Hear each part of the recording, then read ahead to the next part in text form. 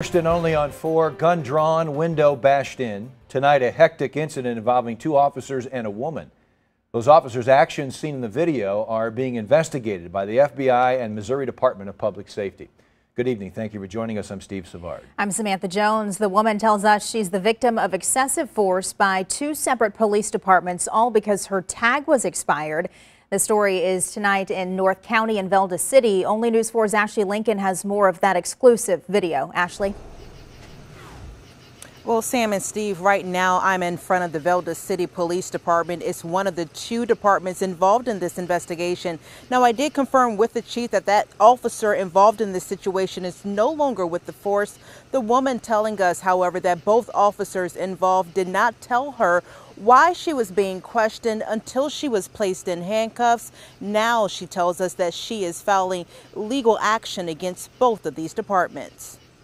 My life definitely flashed before my eyes. And all you could see is the barrel of his gun. It was pointed directly at her face. Lashawana Rancher says December 28th, 2019 is a day she'll never forget. Neighbors yelling and screaming, "Don't shoot her." It was crazy. After returning home, she says a Hillsdale police officer approached her driveway. You can see his lights aren't flashing in this video. It just was like, "Get back in the car." Rancher says because he wouldn't say why he was there, she went inside her house.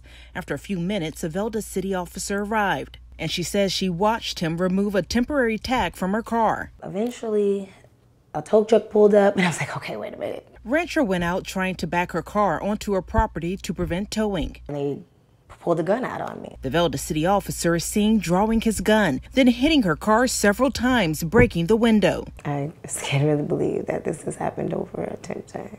Rancher's cousin is seen getting pushed in a puddle of mud by the Velda City officer. I show up, her windows are busted out, her car is damaged, there's dents all over it, like he went to town on her car.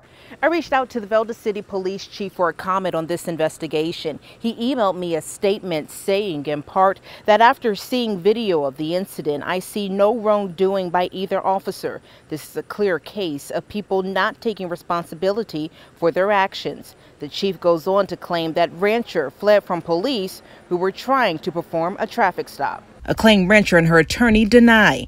Her attorney, Mark Perdoli, tells News 4, quote, "This is a clear case of excessive force when the one officer is seen using it and the other officer is standing by and allowing it." This has definitely changed my life.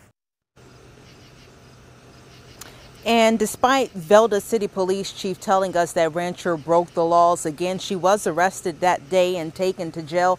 However, we did find out that she was released and she was not charged. Samantha? And Ashley, we know you said one of the officers is no longer with Velda City, but what about the officer with the Hillsdale Department? Yes, I spoke with the chief there. He too telling me that officer is no longer with the department.